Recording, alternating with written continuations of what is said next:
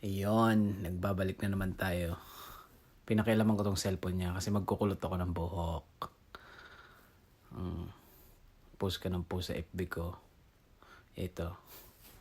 Popost ko to sa FB mong di mo nalalaman. Kulot muna tayo ng buhok. Tapos gumamit tayo ng aloe vera. Ayan, mabisa yung pantanggal ng lamig-lamig sa muka. Yan, papayad mo lang yan. Yan. Yan. Parang efficacent yan sa mukha.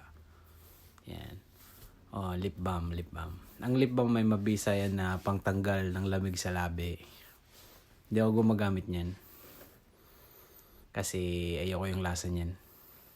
Matamis masyado. So, yan. Gusto niya maging kulay blue ang mata niya. Yan. Blue na. Aba. Ang galing. Ano yan?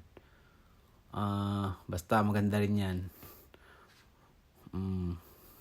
Kukulayan mo na yung mukha mo ngayon. Okay. Ganun pala. Okay.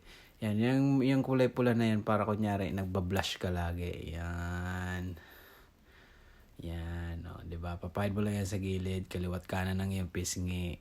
Oops! Yung panlinis ko sa yan sa tools ko Ayan. Hindi ko malaman dito sa asawa ko bakit gusto niya yung kilay na pang Betty La Fea. Yung makapal. Tapos babras-brasin niya. Ayun.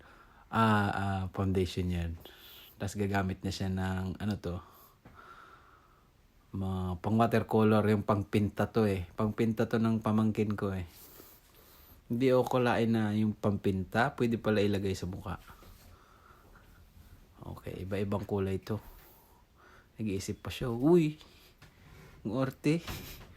Pak. Yun lang pala pipiliin mo. Ilalagay niya sa mata para kumintab. Okay.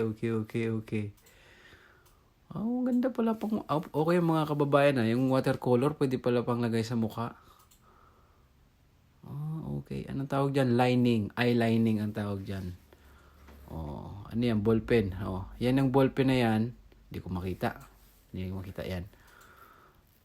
Yan yung sign pen ko ano yan? Lipstick. Yan. Alam ko yan. Lipstick. So, bago maglagay ng lipstick, lalagyan nyo pala ng lip balm. Yan. Okay. Hindi pa naman winter dito, pero naglalagay ng lip balm. Okay. Tapos magbabrush ka nang wawalisin mo na yung mga excess na mga powder. Kung mas madali yan, maliit na walis lang. Wawalis-walisin pala yan para maging balance yung yung texture.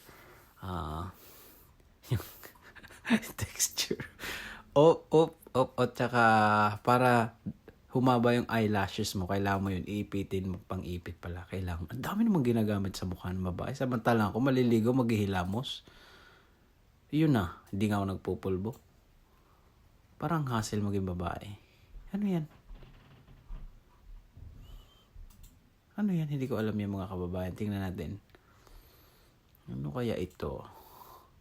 Ang tawag dyan, balancer.